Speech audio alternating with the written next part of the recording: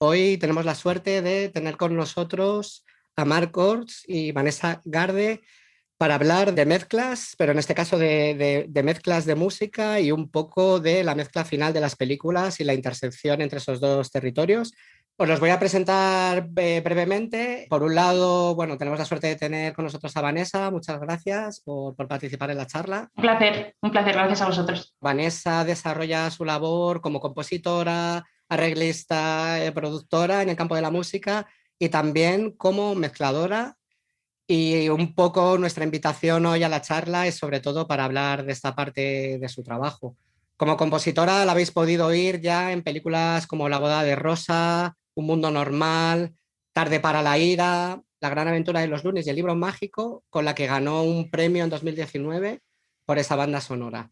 Y en este caso, como os decía, nuestra invitación tiene que ver más con su labor como mezcladora, que ha desarrollado en películas como Tu hijo, la serie 30 monedas, Explota, explota, y Adu, una película que seguramente todos conoceréis. Se me olvidaba que, si no me equivoco, eres socia de AES. Correcto, sí, soy parte de Que en la, de este la junta caso también, directiva. Uh-huh. exacto, pues que hay aquí una intersección entre asociaciones.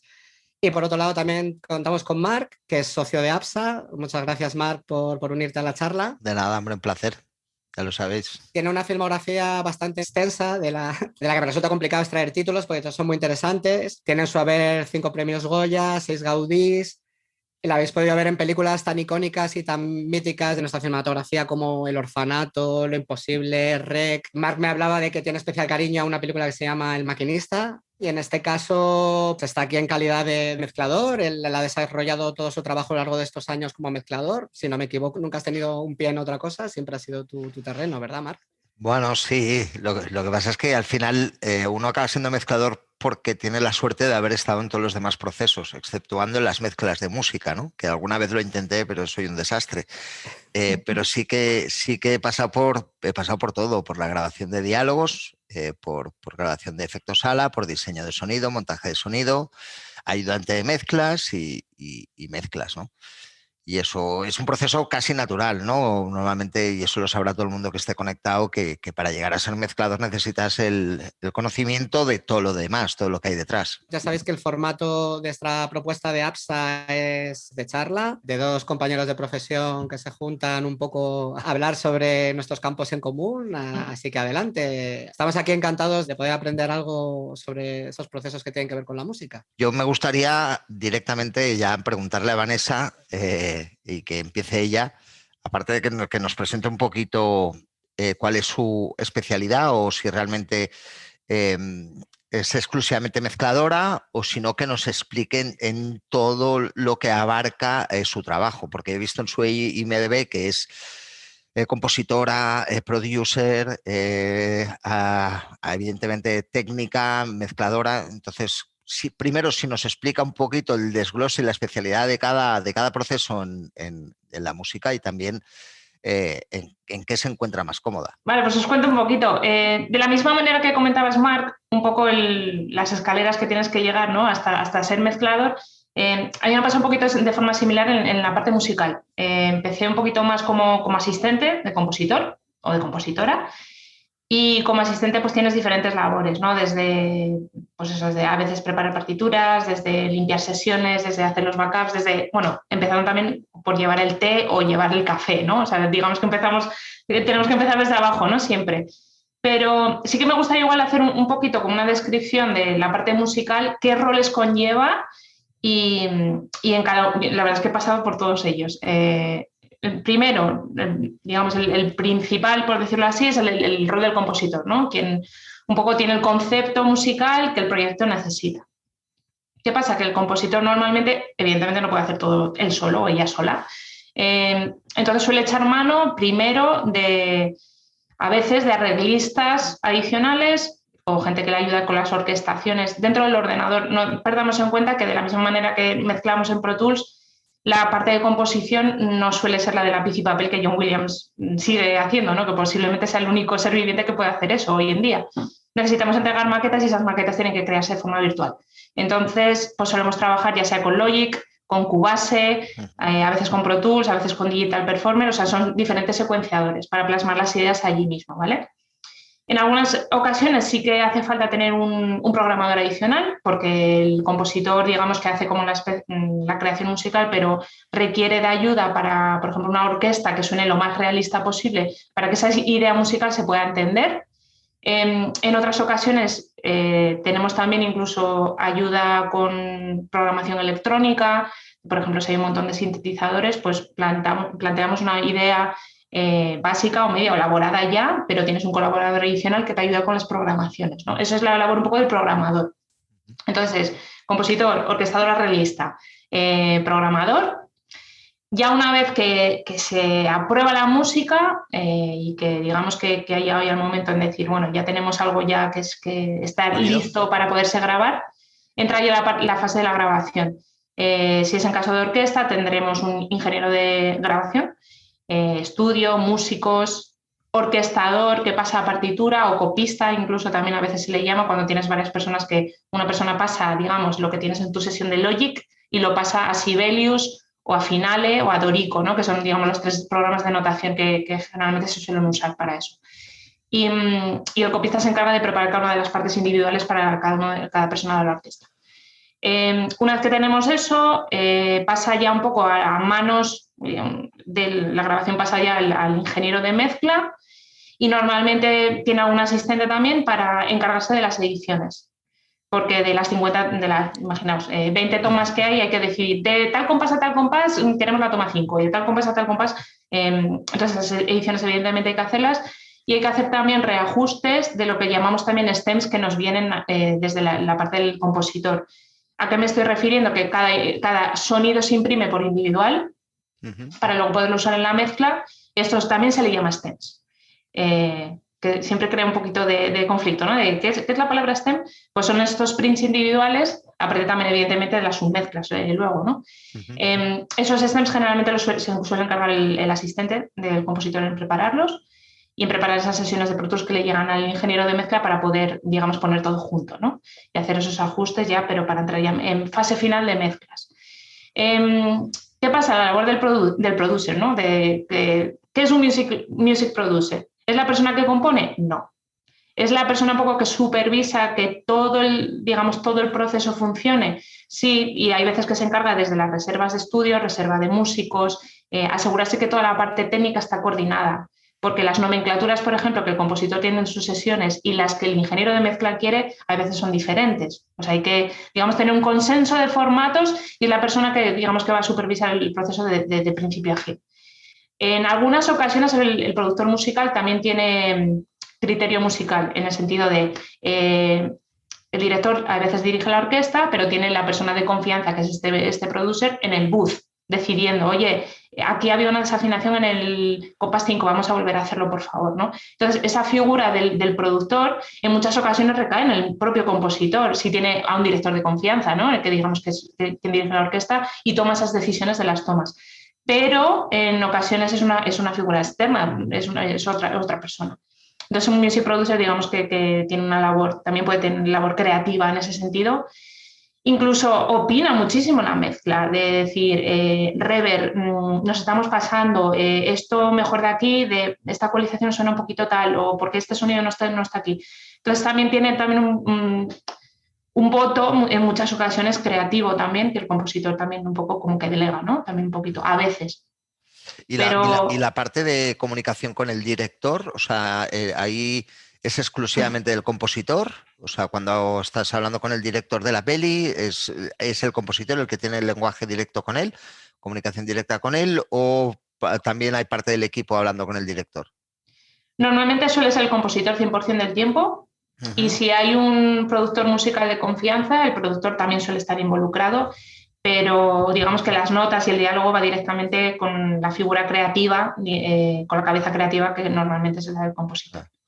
Es muy interesante, no, es súper claro y interesante esa jerarquía un poquito que tenéis, ese equipo de trabajo, ¿no? Luego vienen las mezclas finales y quitamos el compás número 5, lo quitamos. Esto sí. acaba pasando, ¿no? De que vosotros habéis hecho un curro espléndido, brutal, ¿no? Y después decidimos en mezclas o decidimos juntamente con el director, ¿no? Que eso, pero muy, muy interesante, la verdad. y tú te desempeñas mucho más en mezclas, entiendo, ¿no? Ahora estás Pues cogiendo esa especialidad. tengo que decir que últimamente estoy desempeñando más en composición. En composición, wow. Sí, últimamente estoy componiendo más, pero de alguna manera es que me ayuda, me gusta volver siempre a las mezclas porque me ayuda a desconectar un poco de esa labor creativa de estar Claro. todo el día encerrada tirando ideas musicales. Y soy muy techie, me gusta muchísimo la tecnología y me gusta mucho conocer muy de cerca también el proceso de mezcla.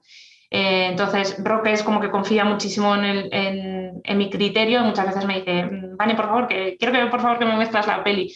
O con Sergio Jiménez La Cima también le mezclo muchísimas cosas. O con otros compositores que de repente es como que se sienten cómodos teniendo una mentalidad musical. Porque muchísimas veces, claro, los ingenieros de mezcla vienen un poquito más de background, un poco más técnico, de posicionamiento de micro y tal, pero Claro, no debemos olvidar que estamos mezclando música, ¿no? claro, Y que ese concepto musical tiene que estar ahí. Sí, sí, que lo que vemos es que mucha gente que ejerce de mezclador o tiene unos conocimientos musicales muy definidos o no solo puedes avanzar con lo técnico. Por eso comentaba yo que el hecho de haber intentado mezclar alguna música alguna vez ha sido un desastre, ¿no? Porque te puedo ayudar en el color, ¿no? Al final de todo, pero no te puedo ayudar en resolver un problema a lo mejor de composición, ¿no? Aunque a veces te digo que también editamos dentro de las mezclas, editamos las músicas y cogemos, quitamos alguna frase, quitamos algún puntito, ¿no? Cuando recibes músicas, o sea, ¿cuál suele ser tu proceso? O sea, ¿directamente tiras de la mezcla final y juegas con eso? ¿Directamente te gusta cargar los stems para tener más control de poder quitar cosas o subir o bajar, etcétera, etcétera? Si podéis explicar un poco, para quien a lo mejor no lo sepa, qué es esto de los stems, Vanessa y Mark, y un poco qué materiales llegan a la mezcla final, ¿no? de la música, creo que puede ser interesante. Me la guardo, Vanessa, esta Sí. pregunta me la guardo. No, a ver, yo así a modo rápido y un poquito, y luego dejando abierto si alguien tiene alguna duda, alguna pregunta, pero sí que lo que vamos a entender como mezcla, qué es lo que hacemos como mezcla, hablo ya del paquete completo, de la producción de la película completa, con sus materiales finales. Básicamente, para entenderlo, nosotros nos llegan unos diálogos, nos llegan unos efectos sala, nos llegan unos FX, unos ambientes, todo el trabajo que se ha hecho previamente de diseño, ¿no? que es arduo y complicado porque y cada vez está mucho más especializado. Todos estos elementos, juntamente con la música, nos llegan a la vez, ¿no? Entonces, en mi parte, siempre hago la premezcla de diálogos, luego hago una premezcla de efectos sala y luego ya dependiendo de quién ha hecho el diseño de sonido, pues intervengo mucho más en la mezcla de ambientes, efectos, o a veces ya viene muy preparado o muy definido, con lo cual pues lo hacemos tanto el diseñador de sonido como yo, pues para ayudar a la integración. Y hacemos toda esta parte de integración. Sí que normalmente lo que hacemos es mezclar los diálogos con las músicas, aunque sean las maquetas, porque ahí te definen mucho la comprensión de diálogos y las intenciones, ¿no? Tanto la parte dialogada, que es, dijéramos, la parte entendedora de la peli y también a nivel emocional, si lo requiere, vas con la música, entonces vas apoyando cosas y vas matizando cosas, diálogos con música, ¿no? Entonces, una vez tenemos todo esta precomposición del sonido hecho, de todos los pues, diálogos, efectos, ambientes, diseño de sonido, sí que ya empezamos un poquito la mezcla artística, ya evidentemente con la música ya acabada, bien mezclada, y una vez tenemos todos estos elementos, pues eso, empezamos la mezcla que yo hablo o siempre suelo decir de mezcla artística, es decir, ya tienes todos los elementos, tienes la integración hecha, dices, vale, ahora lo que veo me lo creo, ¿no? Me lo estoy creyendo, ¿eh? Entonces, a partir de ahí, pues vas marcando los puntos concretos. Evidentemente, todo constantemente dialogado con el diseñador de sonido, que lleva 8 semanas, 8 o 10 semanas trabajando en eso, entonces vas llegando a acuerdos, ¿no? Y la parte buena, un poquito de mi trabajo, lo que me gusta a mí es que siempre cojo la peli más fresco que los demás, y entonces eso también da una posibilidad de dar una visión extra a todo el trabajo que ya ha hecho, ¿no? Entonces, mi idea es intentar ser también en ese punto muy resolutivo, es decir, no darle muchas vueltas a la cosa. Si esto funciona a la primera, eso funciona. O sea, si le damos más vueltas, evidentemente podemos hacer el circuito y darle 3.000 vueltas más, ¿no? Pero para eso siempre tenemos un poquito de tiempo, ¿no? Por eso digo que primero nos sacamos la parte técnica y luego ya le damos la vuelta a la película, ¿no? Entonces, a partir de ahí, también para que lo sepa un poquito todo el mundo, si no está al día, pues sacamos todos los materiales, ¿no? Entonces, nosotros también llamamos stems al desglose de las premezclas que hemos hecho, tanto diálogos, efectos sala o foleys, efectos ambientes y músicas. A partir de ahí sacamos un print master, que es la mezcla final, y luego sacamos la música más efectos, ¿vale? Dentro de esos stems y tal como está evolucionando el tema y las exigencias ahora mismo de plataformas o el nivel pues bueno, de cómo nos están apretando para sacar determinados materiales, sacamos también las pistas de opcionales que llamamos, ¿vale? Que serían las pistas donde se encuentran diálogos que no son del idioma de la película original, donde se encuentran ambientes donde son grupos de gente, walas, lo llamamos, crowds, luego las respiraciones, silbidos o cosas guturales que salen de la voz humana, pero que no son comprensibles, ¿no? Todo esto también lo dejamos en un stem aparte o varios stems y está todo desglosado. Y esa es la finalización de nuestro proceso.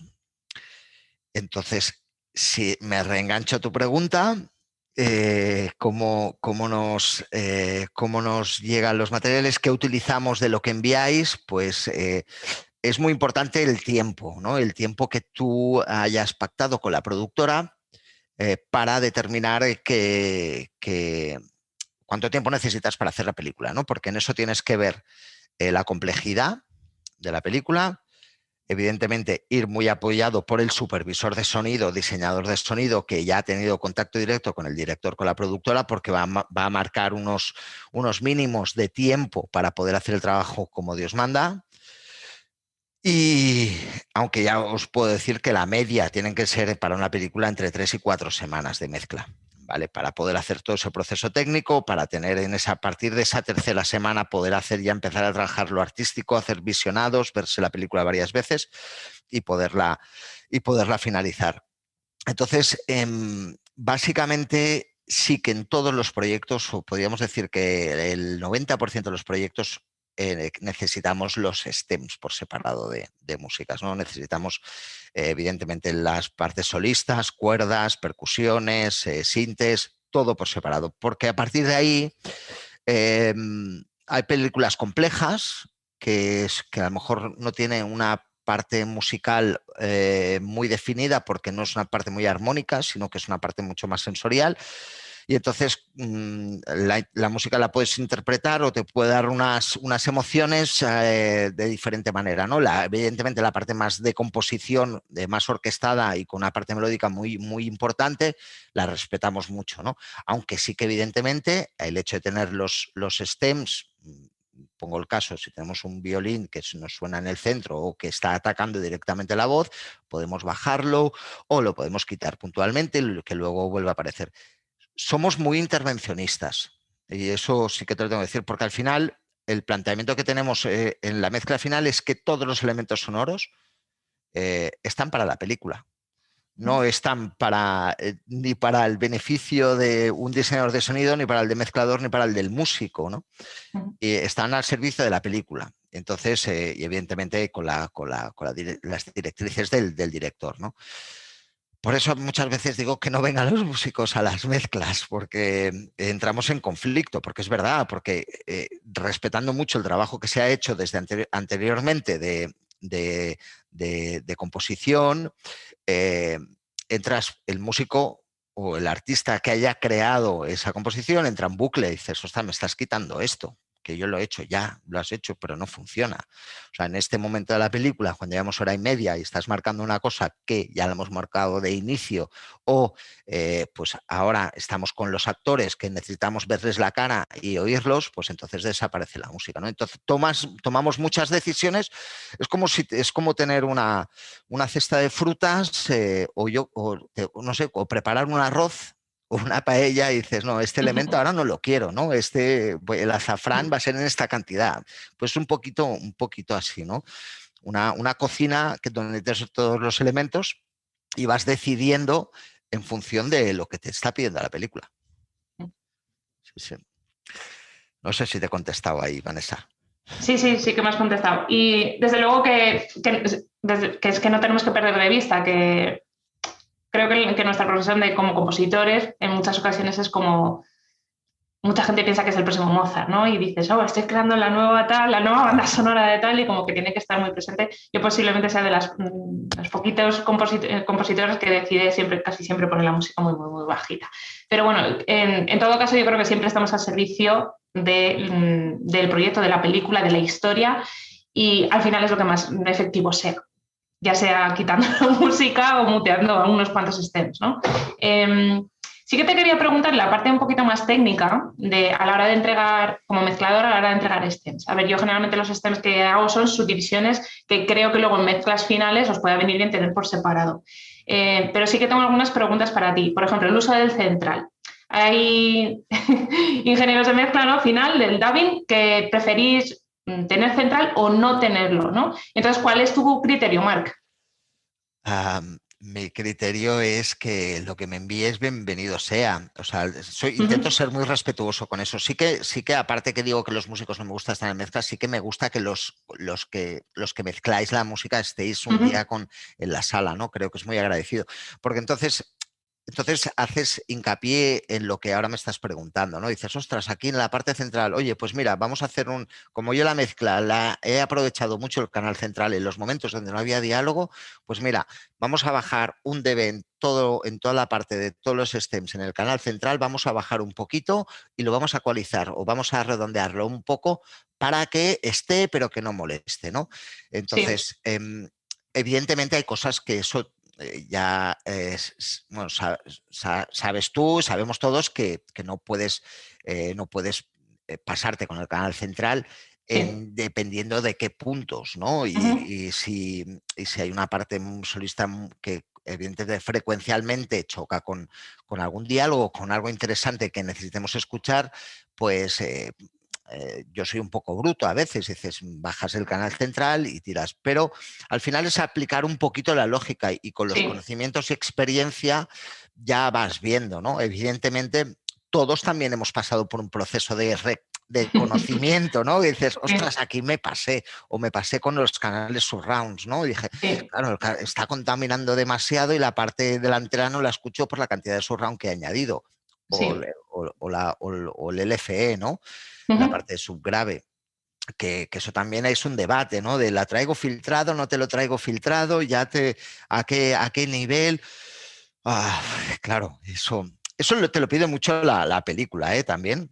Y creo que también esa parte importante la tiene previamente el diseñador de sonido. Ahora los diseñadores de sonido piden constantemente las músicas finales para poder jugar su diseño de sonido un poquito con las músicas, ¿no? Y que no luchen frecuencialmente y que mi diseño de sonido es más bonito que las músicas. No hago coña, pero que están claro, en consonancia siempre y tienen que estar... pero muchas veces sabes que no pasa, ¿no? Que llegan las mezclas finales donde todavía estáis acabando a lo mejor de hacer el recording, de hacer la grabación y tenéis que mezclar todavía y hasta la tercera semana de mezclas no llegan las mezclas finales, ¿no? Con lo cual ahí es un poco... Sí, sobre todo también consideraciones igual para la gente que hace más diseño de sonido, pues igual el tema de alarmas móviles que puedan tener alguna cosa tonal, en el caso que haya música de repente es como, uy, ¿qué ha pasado ahí? ¿no? No estamos en la misma tonalidad. Claro. Sí. Yo puedo decir que perdona, que también... No, sigo, si quieres. No, que veo cada vez más que la gente está mucho más preparada. Yo me acuerdo hace 25 años, que se dice rápido, pero cada uno sabía mucho de lo suyo y se interactuaba poco entre lo de los demás. Y ahora cada vez veo más, y puedo hablar de diseñadores de sonido, que entienden musicalmente, ¿no? Que tú dices, te cogen lo que dices tú, ¿no? Dices, ostras, aquí oigo un teléfono, ¿no? Que tiene este tono. pues venga, le cambiamos el tono para que vaya a juego con la música, ¿no? O previamente te envían a ti y dicen, oye, te voy a enviar el tono que voy a poner el teléfono para que la nota o el acorde o la parte musical que hagas ahí juegue bien con esto, ¿no?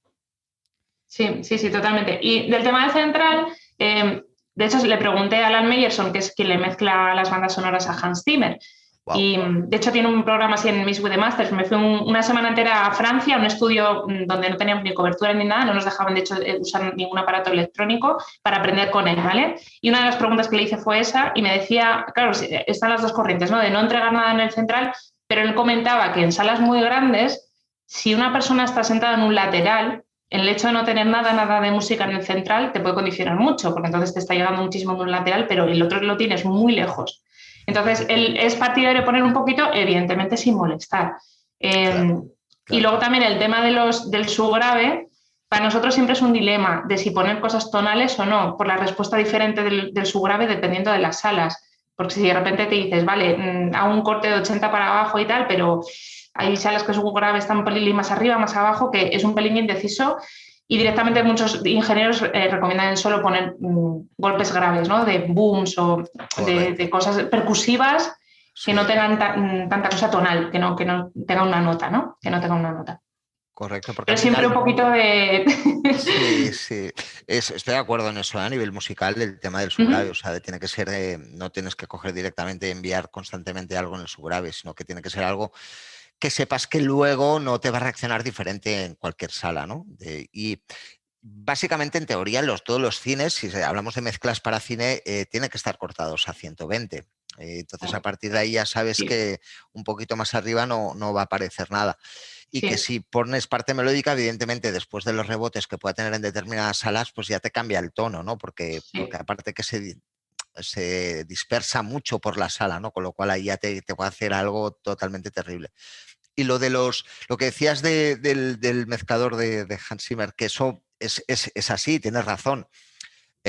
Afortunadamente o desgraciadamente, depende cómo se vea, las salas de España, exceptuando el Kinépolis, ¿no? Que sería a lo mejor la sala más tocha, todas las salas son realmente bastante recogiditas, ¿no? Que es que entonces se compensa bastante bien. También pienso que un espectador en un cine no debería sentarse en un lateral izquierdo ni en un lateral derecho, porque todo el trabajo que hacemos de mezcla lo hacemos en una posición muy centrada, ¿no? Que es y todos lo hacemos para el disfrute de esa ubicación, ¿no? A la que te tienes, claro, yo no entiendo evidentemente lo de las palomitas y lo de estar escorado a la derecha. Claro, difumina mucho nuestro trabajo, ¿no? Pero bueno, con eso hay que vivir y no hay problema. Sí. Viendo las preguntas que os estáis haciendo y las cosas que estáis poniendo en común, quería preguntaros cómo es realmente la relación entre vuestros departamentos, ¿no? Porque al fin y al cabo el departamento de sonido es distinto al departamento de música y viendo un poco por dónde está fluyendo la charla, me da la sensación de que no siempre existe esta comunicación entre ambos departamentos. Bueno, creo que en principio me encantaría que hubiera un pelín más de conexión y de comunicación, ¿no? Sobre todo antes, en muchas ocasiones es un poco para saber los deliveries como los quiere el ingeniero, decir, ¿qué quieres que te llegue de mi parte? Tema formatos, si estamos en 5.1, si estamos en Atmos, la distribución de los diferentes stems.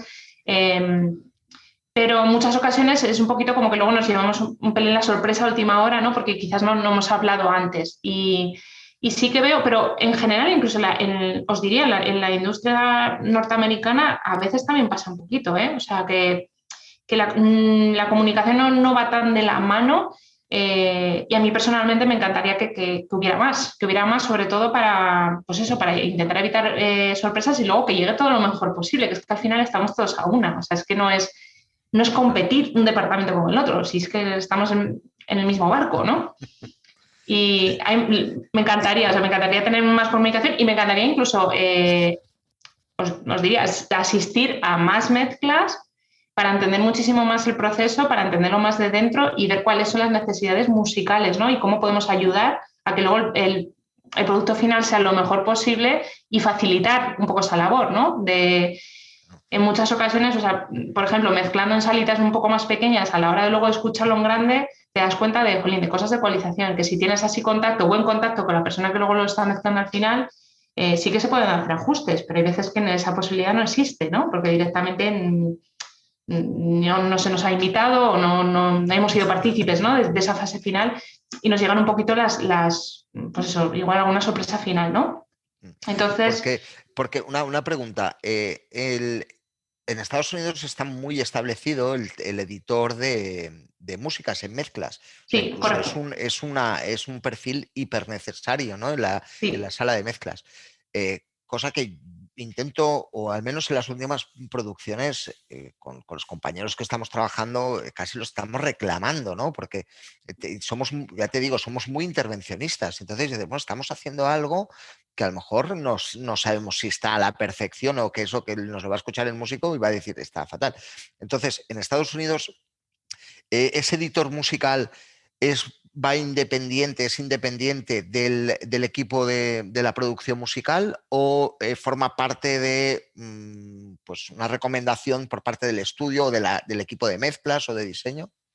Generalmente suele venir directamente en muchas ocasiones del estudio o a veces es el music editor que va un poco de la mano del compositor que hace un poco de lazo de unión, pero es un poco un puente Claro. y trabaja incluso ya desde montaje, dando los temps. Claro. Vale. Con lo cual está muy involucrado desde primera hora con un contacto directo con el director para saber un poco la visión y la música que se necesita, ¿no? Porque en muchas ocasiones, o sea, aquí yo como compositora, cuando recibo temps, o sea, música que han usado de forma temporal en el montaje, quien lo está colocando es el editor, o sea, el editor del que hace montaje, sí, del sí. montaje. Sí. Y no hay una figura de music editor. En muchas ocasiones me piden un playlist. Hace poquito, bueno, tengo una película que viene dentro de unos meses, van a entrar ahora a montaje y me pidieron un playlist de qué consideraba que podían usar ellos para empezar a montar. Pero es muy extraño que eso en Estados Unidos nunca lo harían, porque directamente ya confían en esta figura del music editor, que es quien se va a encargar de principio a fin de asegurarse de que tienen los temps, de estar muy en contacto con el director y con el compositor, incluso de hacer el spotting. Muchas veces viene directamente ya que el music editor es un poco quien está poniendo todo el spotting de, claro. Bueno, hablando con el director, aquí entramos, aquí salimos, claro. ¿Qué necesitamos en esta escena, ¿no?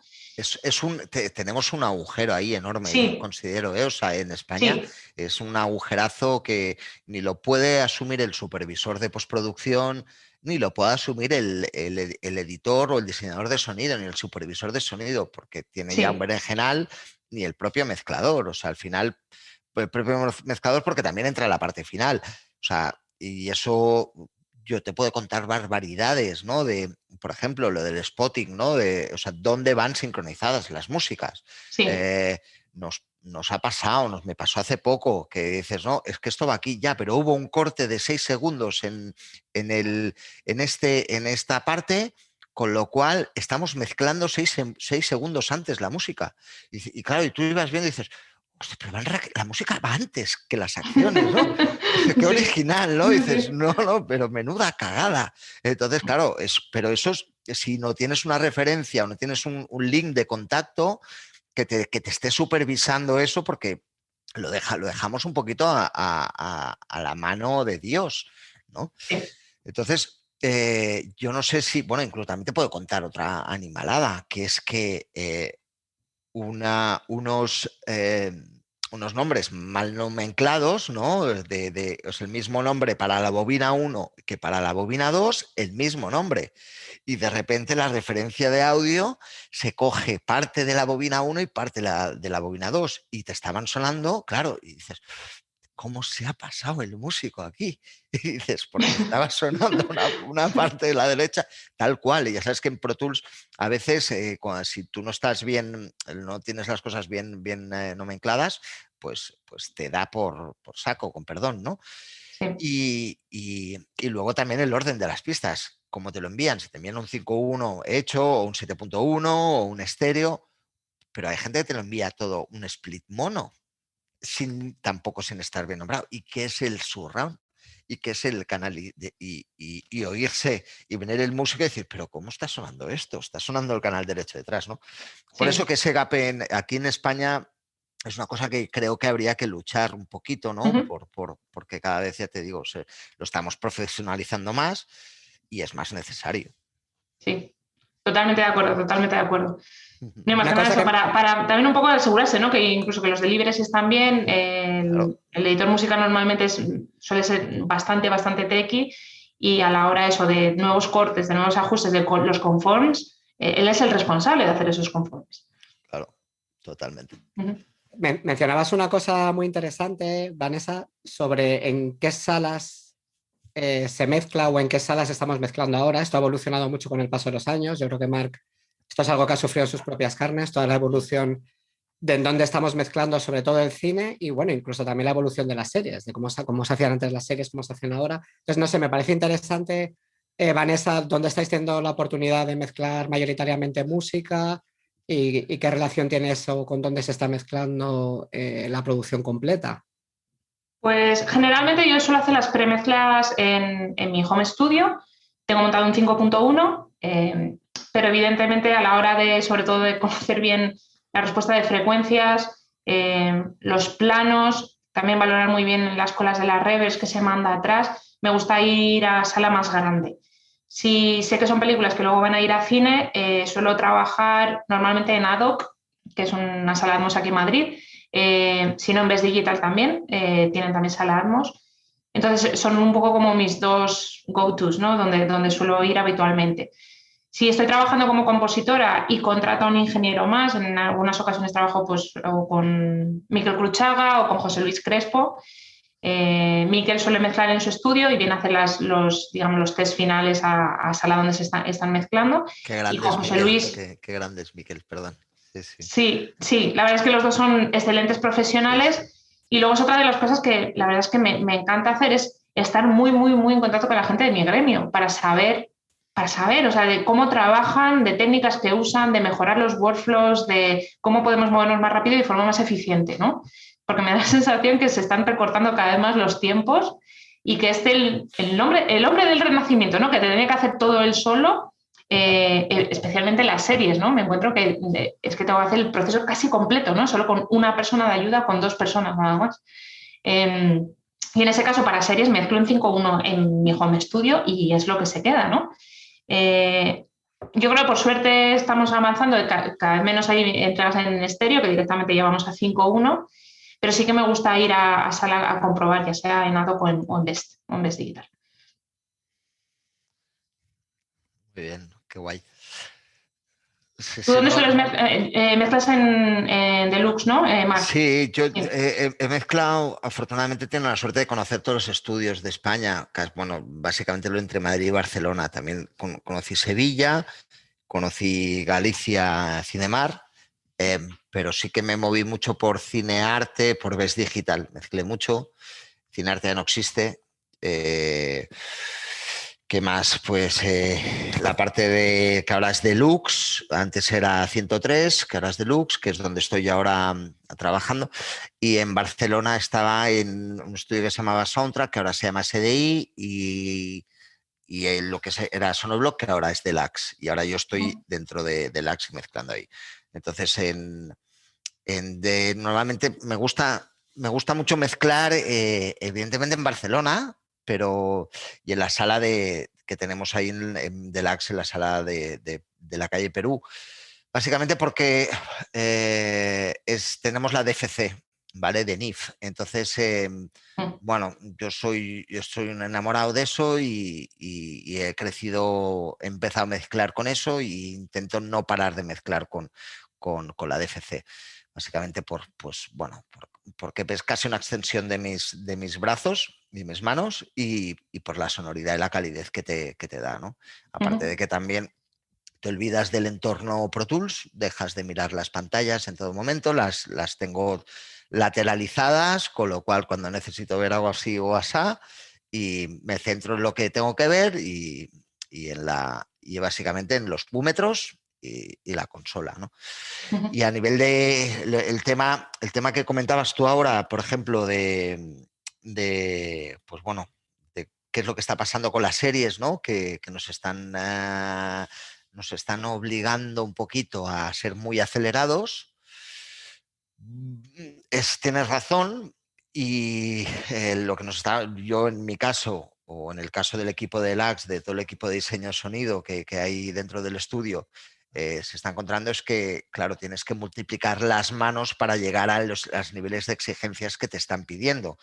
Entonces, los tiempos siguen acortándose, pero la cantidad de manos se multiplica por 2, ¿no? Entonces, eso hace que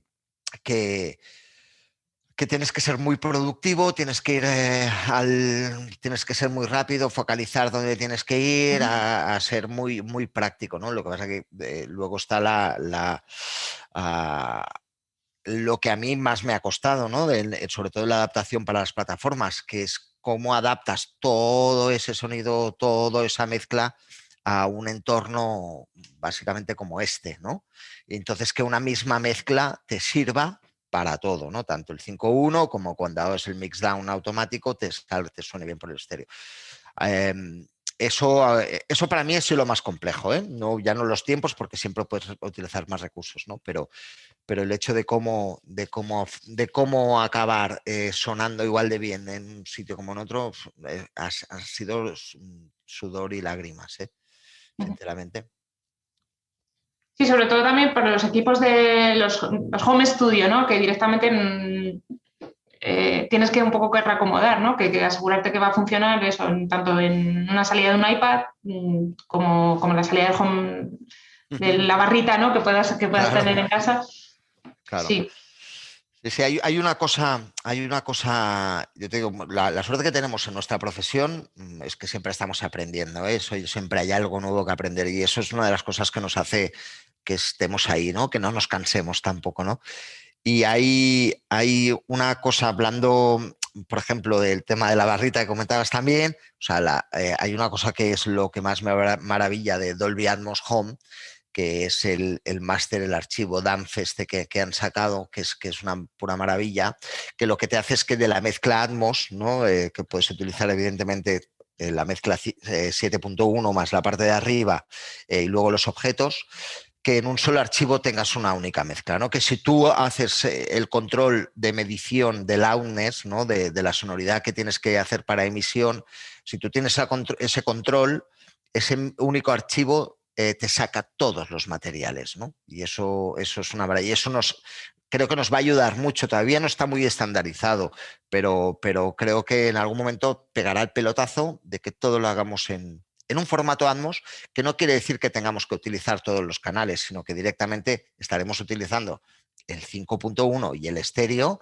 y ya está. Los canales de arriba a lo mejor no me interesa utilizarlos, pero el archivo único será el DAMF, que es el que homogeneizará un poquito toda la mezcla que hagamos, ¿no?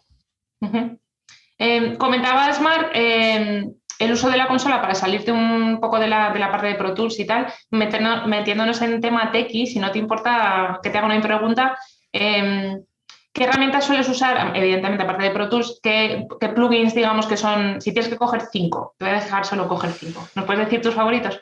Quitando la mesa, que es que lo tiene todo. Sí, quitando el ecualizador, el compresor, aparte de la mesa, o sea, aparte de la mesa. Claro. Mira, te podría decir que soy muy adaptativo, me puedo adaptar con todo. Evidentemente, hay algunos que sí que son como esenciales para mí, que para mí es el suppressor de Oxford, que es sobre todo para tema de diálogos, es una cosa para mí imprescindible, ¿no? Que es un ecualizador dinámico o es un compresor dinámico donde tú buscas el rango frecuencial y eso te ayuda a suavizar mucho las texturas de los diálogos, ¿no? Hay uno que mis compañeros de Deluxe me están apretando mucho porque lo utilizan todos, que es el RX7, RX8, ¿no? Que ellos lo utilizan muchísimo, eso, pero ya es a nivel de limpieza de diálogos, pero bueno, evidentemente tiene unas posibilidades enormes, ¿no? Dialog Match, bueno. Los Pro Compressor, la parte de Pro Limiters, Pro ecualizadores, que son una maravilla, eso también serían las herramientas básicas para poder trabajar si no tuviera la mesa. Y algo más así que pueda, no lo sé. yo creo que con eso para mí sería lo básico. También soy mucho de la opinión, mucho de que cuanto menos mejor. Sí. O sea, si la cosa está bien grabada, si todo el mundo ha hecho bien su proceso, evidentemente cuanto menos mejor. Más naturalidad. Sí, pasa un poquito igual con la música, ¿eh? Que Claro, muchas veces como... porque tú qué utilizas o como a nivel de Pro Tools, cuando Sí, mezclas en Pro Tools, ¿qué es lo que más, tus herramientas fundamentales, cuáles son? pues normalmente, a ver, suelo trabajar con mesa, ya sea con la S6 o aquí en el home studio con la S1, un poco sobre todo para tener el control de VCAs, poder hacer los spills para abrir cada uno de los grupos y moverme de forma muy rápida con ellos. A nivel de plugins, la verdad, a ver, pasa un poco como en tu caso, ¿no? Que si está bien grabado y la música está bien orquestada y bien arreglada, hay que hacer muy poquito. Sí es cierto que las entregas que nos vienen directamente de compositor vienen en estéreo todo y es un poco, nuestra labor básicamente es abrirlo en el 5.1, asegurarte de mandar bien las cosas asegurarte no, por ejemplo, no mandar percusiones atrás para que nos distraigan, o digamos que hay unos criterios como bastante básicos que hay que seguir. Y en el caso de plugins, no volvernos tampoco muy, muy, muy locos, porque al final lo quieres hacer sonar un poquito lo más natural posible, siempre teniendo muy en cuenta la maqueta del compositor, que esa es otra, ¿no? Que siempre un poco la tengo que tener muy a mano, de poder solear, poner en solo la maqueta y comparar, sobre todo por los volúmenes relativos, ¿no? De qué tiene el compositor en la cabeza para luego poderlo recrear de la forma más próxima, ¿no? A la idea que tenía esa persona en la cabeza. Y los plugins fetiche o algo que Y los digas. plugins fetiche, vale. De ecualización trabajo muchísimo con FabFilter, A filtrarse, sí. porque me parece que es muy transparente, no consume muchísima CPU, lo cual está fenomenal. No suelo comprimir muchísimo y en caso de comprimir uso el Dynamics de Sonox, mucho. Ajá, qué guay. Sí, Sí, porque me parece también muy, muy, muy natural a la respuesta. Y luego diría que en cuanto a plugins, para nosotros lo clave es tener una buena reverb. Ajá. Y porque muchas veces lo que nos encontramos es que, sobre todo en grabaciones, cuando hay una sala muy pequeña y se graba todo con close mic, la música se hace muy, muy intrusiva si tiramos muchísimo del close mic. Entonces en la orquesta siempre es tirar mucho del decatrí, o sea, son los 3 micros que tiene el que dirige encima, ¿no? El suyo, que es el LCR, de hecho, los ambientes, que normalmente luego los lanzaremos atrás, y luego asegurarnos eso de no tirar muchísimo el close mic en caso que haga falta sacar alguna línea, pero en realidad es mucho lo que se escucha en la sala, ¿no? El sonido natural. ¿Y qué reverb utilizas? Si Pues tienes que estoy usando ahora añadirlo. mucho de Exponential Audio Symphony 3D. Oh. Estoy usando muchos Cinematic Rooms Pro de una compañía que se llama Todo esto Liquid Sonic. plugins, ¿eh? Todo plugins, Sí, eso. sí, sí, ¿Trabajas con alguna son plugins. externa o no? La verdad es que no trabajo con externo por el tema de la portabilidad y por el tema Ya. de moverme entre estudios. Claro. Porque Entiendo si no es difícil. A ver, personalmente me encanta el sonido de una Lexicon de la 480, pero si de repente sé que estoy viajando y no lo puedo. Sí, sí. A quien no le gusta. Joder.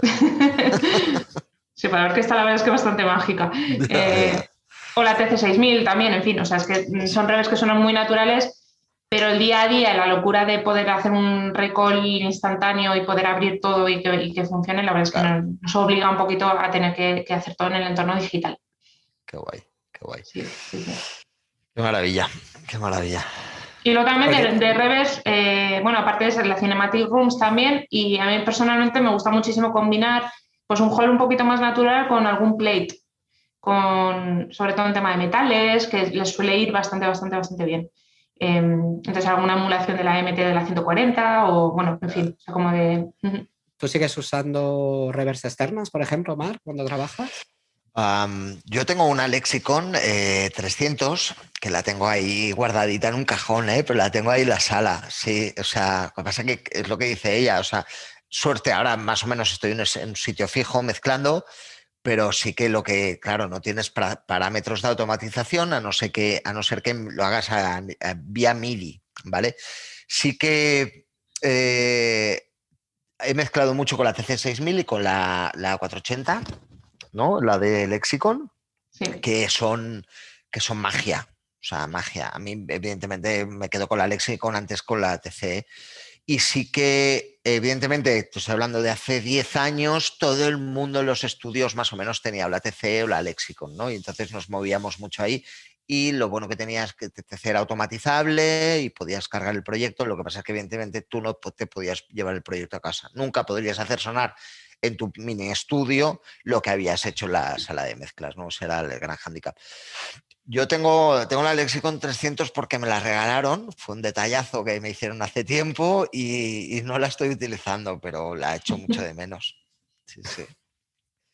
Una cosa también muy interesante que habéis comentado ha salido el tema de los cambios. Creo que, no sé si ha sido tú, Vanessa, la que lo has mencionado y que tiene un poco también hilazón con el tema del Music Editor que comentaba Mark.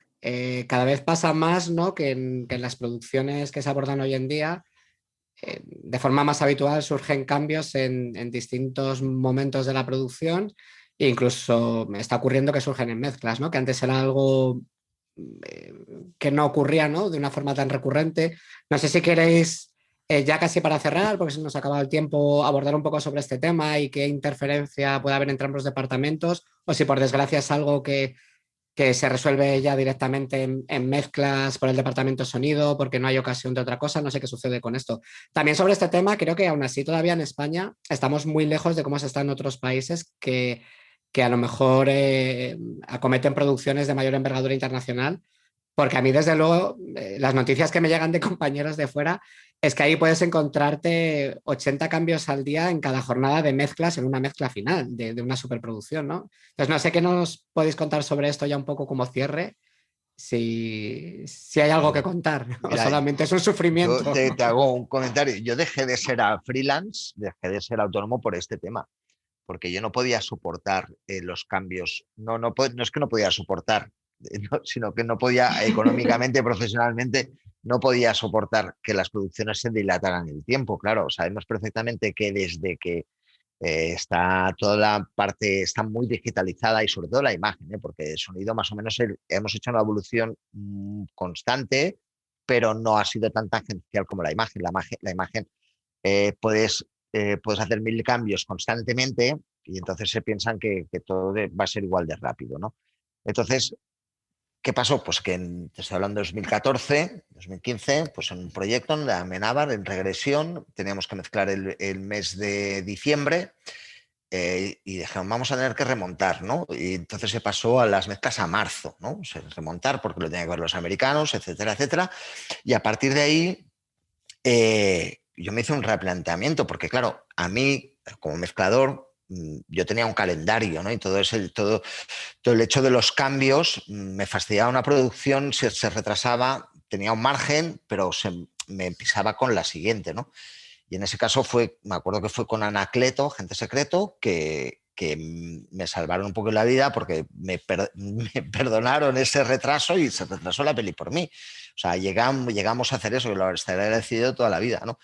Pero ahí en ese momento dije, yo no puedo estar solo delante del mundo mezclando, evidentemente acompañando los diseños de sonido, pero luego no finalizar una tarea. No puedo dejar de no finalizarla, necesito un equipo detrás. Y entonces ahí es cuando, por las circunstancias de la vida, salió todo bien y me introduje dentro de LAX y ahí hemos creado un equipo. Y un equipo donde no llega uno, llega otro. Y eso es una maravilla, ¿no? Entonces, ¿qué pasa? Que ahora los cambios que te puedan asumir, pues has creado ya un equipo donde, que repito lo mismo, ¿no? Donde no llega uno, llega otro. Entonces puedes asumir esa rapidez en los cambios, ¿no? Que son brutales, ¿eh? Porque, por ejemplo, perdón, pongo el ejemplo de la de Monstruo Viene a Verme, que teníamos a Bernat Vilaplana, el montador, en la sala. Y iba quitando fotogramas a la vez que íbamos mezclando la misma secuencia. Aquí vamos a quitar fotos.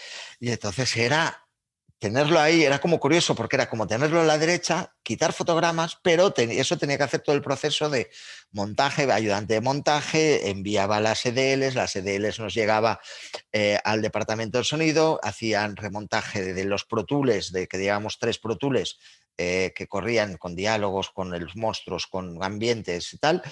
los resincronizábamos, luego resincronizábamos la mesa, porque la mesa también va automatizada con un código de tiempo, que la DFC es un pelín más compleja, y Pero al final eso cuesta mucho que disfrutes ahí la parte artística, ¿eh? Cuesta un pelín porque dices, bueno, quiero centrarme ahora en disfrutar, ¿no? Y no puedes muchas veces, ¿no? Hasta que no acabas todo el proceso, ya no vamos a hacer ningún corte más, no disfrutas al 2000 por 1000. Sí, en la parte musical, pues un poco, digamos que cuando ya se entrega, o sea, yo en el momento que entrego mezclas es como, bueno, creo que está, pero siempre un poco de, sabes que duermes pensando que el teléfono puede sonar. Claro. Y puede haber un cambio o puede haber una música que luego de repente te dice el director no me funciona o hay que hacer cambios, hay que volver a abrir mezclas. Entonces es un poco, pues oye, pues saber que la industria está así y que, bueno, pues vamos a hacer lo mejor posible para que salga lo mejor posible, ¿no? El problema es cuando hay overlap de proyectos, que ahí ya es en el momento que ya empiezas a recortar muchas horas de sueño, ¿no? Oh. Pero bueno, yo creo que... Eres joven, todavía ya podrás dormir, no te preocupes. Bueno, decía un amigo que hicieron una entrevista hace poquito, un compositor, dice, en esta profesión o te mueres de hambre o te mueres de sueño. Es así, tal cual.